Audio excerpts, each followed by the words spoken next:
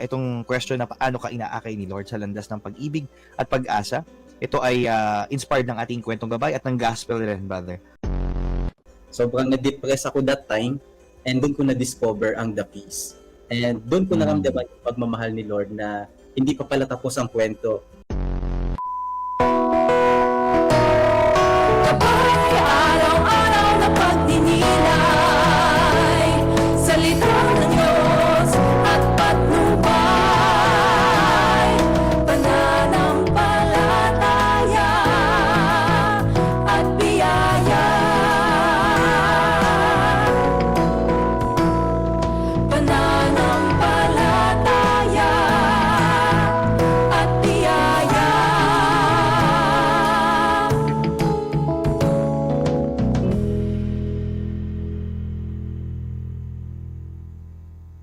Mga sama ng panahon pa rin, no? Tayo ay nagdadasal, no, na safety po. At tayo ay, di ba, parang safe and dry. Sige, titingnan ko. Ayan, tayo ay live na ngayon sa DZRV 846. Just looking for the Facebook live lang para mabati natin yung mga kapanalig natin. Thank you po, no? Ayan. Sa mga papasok sa trabaho, ayan, at sa maaring kailangan talagang, ayan, may mga school, wala pang announcements, no? Ingat po tayo dahil sa kahapon, brother, nag-declare ng suspension dito sa at least, no? Bulacan area or sa Marilao, no? Kung saan nag-aaral ang aking anak. So I'm not just sure. Siguro maganda talagang mag-connect tayo sa mga local governments natin. But praying na safe po kayo at ayan, maayos. Of course, no, tayo ay bumabati as early as now sa advance happy 8th anniversary na ng The Feast, Caloocan.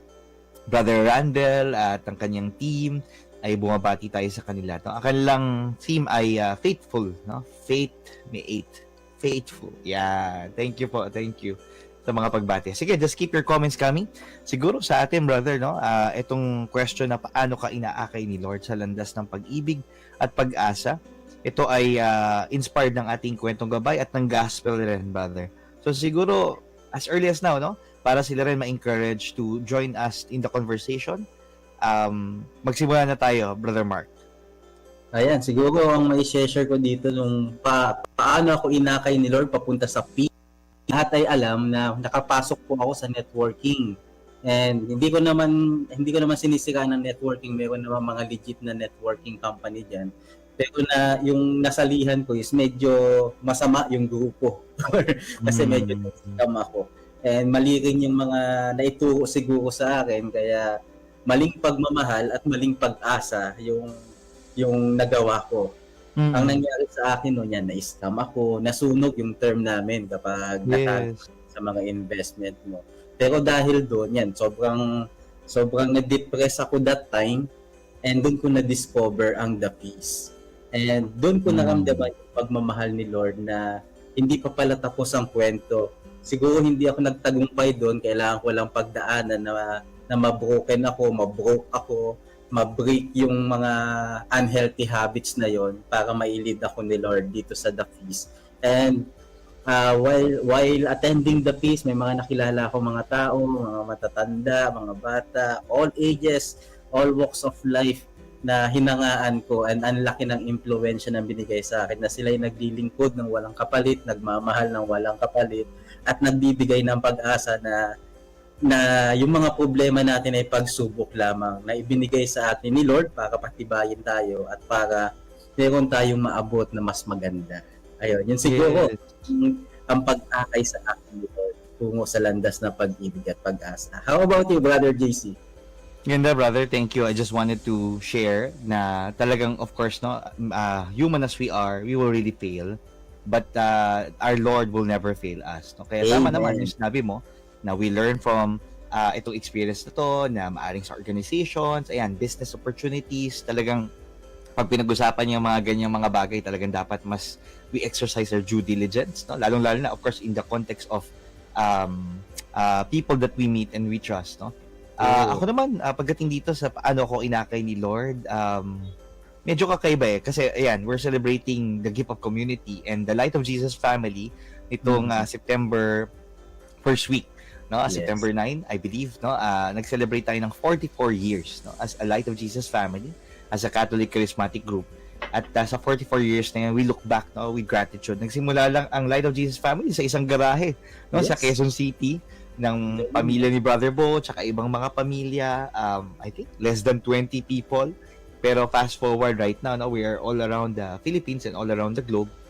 And we are looking after the unchurched, yung mga taong ay na magsimba, nagtampo na, tayo yung gumagawa ng parang para mabuhayan sila sa kanilang pananalig. At bahagi ako doon ng journey na yon na college student, I was searching, I was looking, I was down, depressed, and then I stumbled upon the Feast Magazine, yan ang tawag natin ngayon, pero dati Kerygma Magazine. Pagbuklat ko, nandun si Brother Bo, nagbibigay ng inspiration, tapos sabi ko, ang ganda ng mensahe nito parang ako yung pinatutunguhan. At eventually, in the pages, may invitation sa feast, and the rest is history. Ang nangyari po sa akin talagang spirit-led. I believe the Lord wanted me to discover that. Non-living thing, but it gave me life. And then eventually, tayo ay involved na, nagsaserve na, hanggang sa tayo ay nagbibuild na ngayon, brother, ng sariling feast. Amen. So I feel like kung ano yung nangyari sa akin, I'm also trying now to pay it forward na tayo naman ang mag-akay ng ibang tao, down, depressed, baka ganun rin katulad ko, sa pag-ibig at pag-asa. Kaya tamang-tama po na kasama po namin kayo ngayon dahil sa by you being here and by you sharing itong ating question, you get to testify kung paano naging patotoo at buhay ang ating Panginoon Diyos sa ating lahat. Kaya tuloy-tuloy po natin yung ating kwentuhan. Ayan, thank you brother as you have shared this in itong conversation natin. Of course, ang gabay po ay Mondays to Fridays, 5 to 5:30 ng umaga. Kapag Sundays po, it's 8 to 9 o'clock ng umaga, Philippine time. Iba-ibang anchors, iba-ibang, mga sharing. Pero of course, ito ay talagang patungo sa ating salita ng Diyos, sa pagninilay natin. Letting you know, of course, dahil Wednesday rin ngayon, meron tayong Feast U-Belt as of now kasi wala namang announcement. Last time kasi, brother, when we are about to have a live event, dahil nagkaroon nga ng suspension ng classes sa Manila area, we needed to announce that as early as now. But now, upon checking, wala naman kasing announcement pa ang local government. So, as is po, tuloy po tayo. Kung kayo ay online, nasa the Feast U-Belt Facebook page po yan. Pero kung kayo po ay, safe, makapunta mamaya, first at, third Wednesday ngayon sa Jollibee USD Dapitan po kami, 6 to 8 p.m. Na-bless ka na ng salita ng Diyos, nabusog ka pa dahil merong Yumburger, diba? Dahil Jollibee kasi.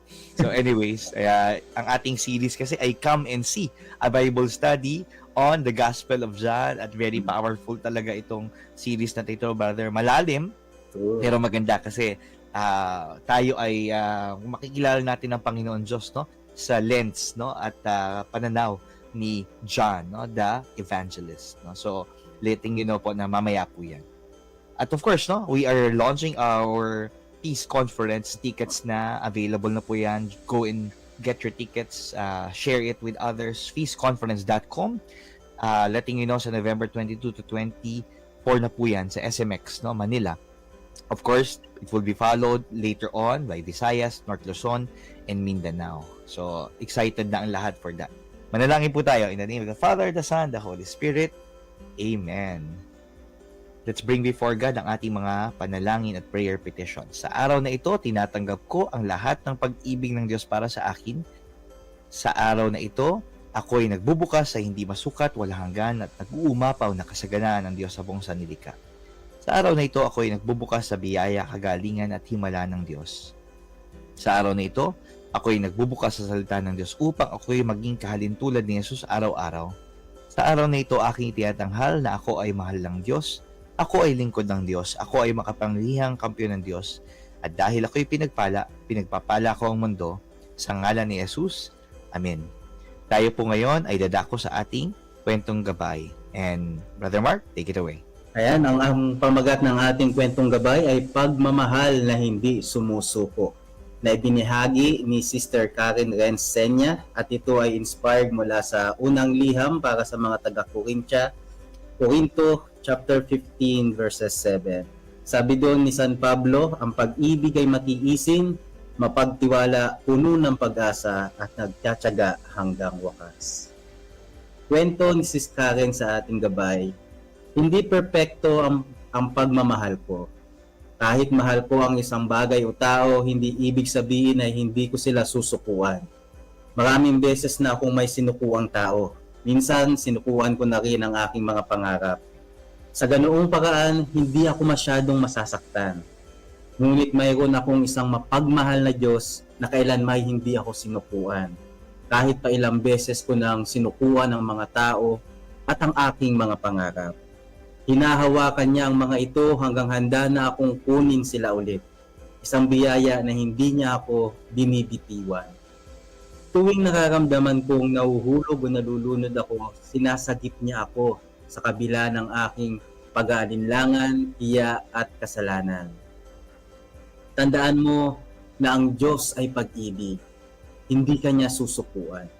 Parati siyang umaasa na makikita mo uli ang daan pabalik sa Kanya at sasamahan ka niya sa lahat. Manatili ka lang sa Kanya. Pagnilayan po natin ang 1 Corinthians chapter 13:4-7, sabi doon, ang pag-ibig ay matyaga at magandang loob. Ang pag-ibig ay hindi sumusuko. Laging umaasa at nagtitiis sa bawat sitwasyon. Manalangin tayo. Panginoon, salamat na hindi mo ako kailanman sinukuan. Salamat sa laging paghihintay mo na ako'y bumalik sa iyo. San Jose ng Cupertino, ipanalangin mo kami. Thank you so much, Mark, for reading yung ating kwentong gabay at talagang magandang paalala sa atin itong lahat, no? We're about to go for a quick break, but just letting you know, yung pumbinasa ni Brother Mark ay mula po no, sa ating mga devotionals. At brother, dahil kakatapos na ng Manila International Book Fair, available na yung ating 2025 devotionals na gabay, Didake, Sabbath, and just wanted to let you know na naka-discounted no prices pa rin yan. So feel free po no to check out ang feastbooks.ph. Available rin sa Shopee at Lazada ang ating 2025 devotionals. And of course, no, we just launched as well ang bagong libro ni the Father Reginald Malikdim, Father Cali, Pietre Lamialdo. Ayan, Believe in God's Promises Again. Ang title po ng libro nila ay Lord, Is There Hope for Me? Reflections to help you trust in God again. At ito po yung naging blessing during the pandemic kasi yung misa po sa Manila Cathedral, sila pong dalawa, no, yung ating madalas na napapakinggan sa kanilang homily, and now it's in a book. Kaya mapabless po kayo ng mga reflections at homilies na isinulat nila. Sakto rin na sila rin po ang ating Feast Magazine no, cover at ang ganda ng mensahe about hope. So available po yan again sa feastbooks.ph. So bibigay po kami ng ilang paalala for our sponsors at sa pagbabalik natin, again, ang question natin that we are sharing with you, paano ka inakay ni Lord sa landas ng pag-ibig at pag-asa? Tag your friends, share this Facebook Live, and feel free po no, para mabasa po namin yung mga comments ninyo. Maraming salamat po. Magbabalik po ang ating programa, Gabay.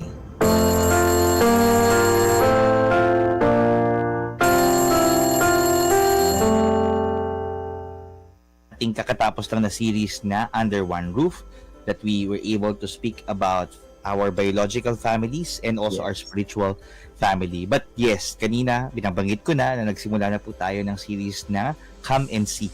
And this is about us journeying together, Bible study po sa Gospel of John. So, again, for all the schedules, locations, bisitahin niyo po ang feast.ph. feast.ph. Nandiyan po yung mga schedules natin all around the Philippines and all around the globe. At we just came from sa ating pagbabasa ng kwentong gabay at ang ating question ay ito po muli. Feel free to share it with them, brother. Yes, paano ka inakay ni Lord sa landas ng pag-ibig at pag-asa? Yan, so may mga comments na pumapasok at we will try to read no some of them, mga pagbati, mga prayer petitions. Ito, si Lina, isa sa mga avid listeners natin, ay bumabati sa atin. Si Eden, bumabati rin sa atin. And about this, brother. Ito, nag-share si Eden. Go ahead. Yeah, Sister Eden, grateful and thankful to Daddy God for the gift of life. Amen. Amen. And si Nadine naman, ito. Yan, blessing blessing and prayers prayers for our 7th anniversary. Yan, happy anniversary po sa inyo. Yeah, feel free to let us know if you're celebrating something special today o kaya birthday nyo. Ayan, para mabati po namin kayo. Si Kathy naman ay from Fairview as well. And speaking of these places, brother, I'm doing a book tour now sa iba't ibang feast locations. So, di ba? Kung si Taylor Swift nga, merong Eras tour. Ako naman, book tour, no? At it's promoting Wholehearted and etong Life Begins Today. So, nakabisita na po ko sa Wednesday Feast Alabang with Brother Oying last week. Tapos, itong nagdaang Sunday, nakabisita ako kay Brother Joel Saladares, no? At si Sis A-Girl, of course, ng ating Monday edition, ang mga anchors dito sa Gabay. Sa Feast Santa Lucia naman, sa Sundays naman sila dyan, no? Ng umaga sa Santa Lucia Mall, no? Sa cinema. And again, sobrang blessing. This coming Sunday po, morning, I'll be in Feast Timog, no? With Brother Bimbo and the whole team. So, looking forward po na magkita-kita tayo. At baka lang, makabisita rin po Pasig area. So, but still, no, we will keep you posted. But it's just so good, no, na makabisita sa iba't ibang feast. We get to learn from each other. I also get to share, no, what we are doing in the Feast U-Belt Manila area. Ayan. Si Karen, no, Rensenia, ang nagbasa. Salamat, Brother Bori. At ayan, pagmamahal na di sumusuko. Kasabayan ko si Karen, no, sa pagsusulat ng mga libro. Biyahe ni Juan pa noon, siya yung isa sa mga kasama ko, and then she also wrote yung libro niya, no, na talagang after no, nasunod pa ng mga workshops. Sige, tingnan natin, baka may mga pumasok pang text message. Let me check here. Ayan, tignan mo rin, brother, baka ito, si Nadine, basahin mo muna Ayan, ito. si Sister Nadine, yan. Sabi niya, mas naramdaman ako ang kanyang pag-akay sa sitwasyon na ako'y iniwan, nasaktan. Mas nararamdaman ko ang kanyang pag-ibig na hindi ka iiwan, faithful love, hope at hindi ka pababayaan. Lahat ng pain at scars ng aking past ang naging lalim ng pagmamahal ko sa aking kapwa at para mas maunawaan ko ang nararamdaman ng iba. Wow. Thank you, Sister Nadine, no, for sharing this. No? Ang kagandahan dyan, hindi lang tayo nakapagbabahagi na tututurin tayo sa kanila, sa kanilang experiences, at maaring ko ano ang mensahe ng Panginoon Diyos sa kanila. O may humabol pa. Sige, how about this? Yes. Yan, Jesus' ways is very subtle yan until you realize that it's Him leading you to act on a decision. Seeds that He planted in our hearts to follow Him. Yan, very true po yan. Thank you, Sis Chacha. May mga text message na pumasok kay Kapanalig 8719. Happy Wednesday to all. Advance happy 8th anniversary. Ayan. So the Feast Caloocan niya from Sis Bel Francisco. Brother Randel, ha? Ang dami ating mga attendees from Feast Caloocan na talagang umaaten at ilang beses na binabati ang Feast Caloocan. Actually, kagabi lang, magkakasama kami ni Brother Randall for a quick dinner. Biglaan lang. At minsan, kung yung pa yung biglaan, yung pa yung natutuloy. Yes. Thank you. Ito, si Kapanalig 5603, Good AM, Coach JC, Brother Mark, pagpalain ka ng Diyos, no? Tayo ng Diyos at ang inyong pagkaman as alagaan natin ang ating buhay sa pagsunod ang mga dapat gawin at mga kakainin. Opa? Please include in your masses prayers for my family. Salamat sa iyo, Nanay Dulce Fabre of Las Piñas, kay Kapanalig 1500. Ayan, pinigadsal natin sa misa si Melchor at si Leonides. Thank you po. Ito, Kapanalig Kapa 581. Brothers, please pray for my son's miraculous healing and protection among others things. Mike of Rizal. Letting you know, no, ng mga avid listeners at followers natin to. At talagang every now and then, no, almost ito yung kanilang mga panalangin. Maybe because yun na nga, hindi pa dinidig ng Diyos, no, ang kanilang mga panalangin. Kaya talagang patuloy. No? Kaya pigdatsal natin, no, ang mga prayer petitions sa araw-araw po ay may misang iniaalay para po dito. Salamat po sa inyo.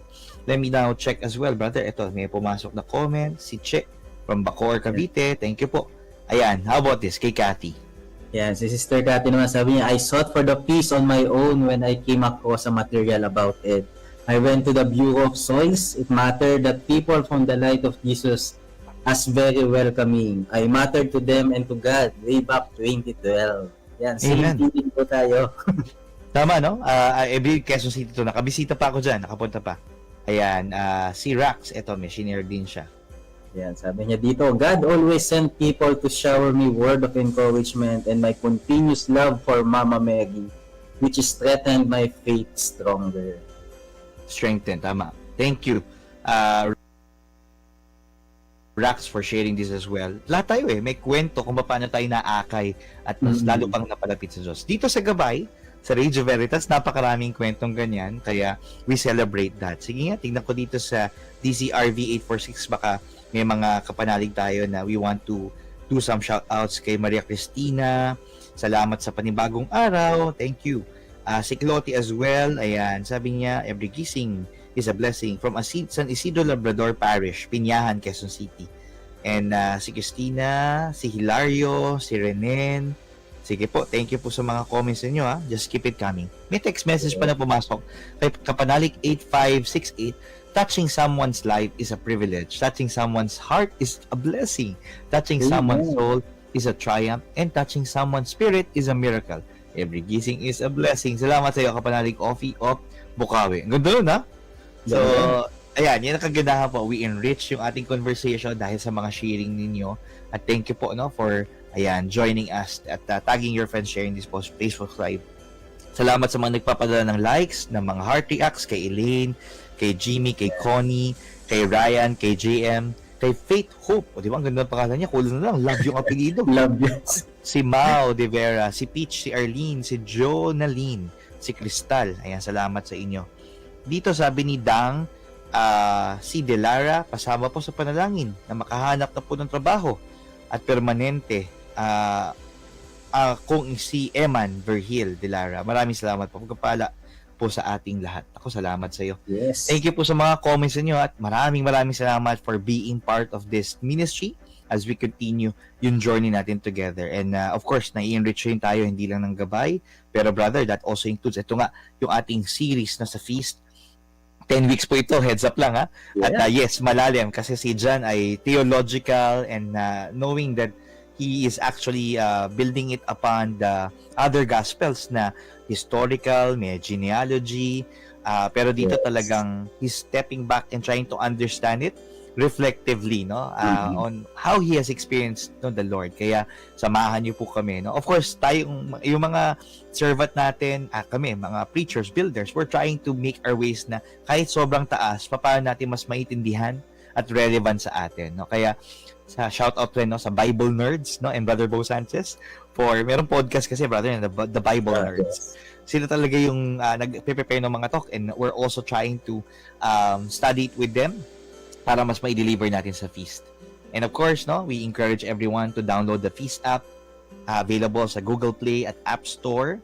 At yes, you can read the Bible, daily devotions, weekly Feast Talk series, Feed Your Faith, no. At of course, may premium version yan inside, but the free is already really good.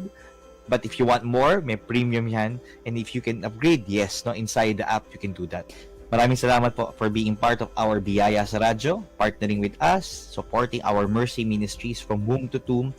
And yes, let's continue the cycle of generosity and invest in the mission impacting lives. Kapag mayroong mga nasasalanta, Brother Mark, na lugar, nagpapadala talaga tayo ng tulong sa kanila, no? The Feast Little Acts of Love. Kaya ito po mga tulong nyo sa ating disaster recovery ministry, donasyon, napakalaking bagay po niya. It really goes a long way. So, bisitahin nyo po, www.biyayasaradio.com. Pwede kayo magbigay ng one-time giving o kaya ng regular giving. And again, your giving goes a long way. Maraming pong salamat. Thank you for the love.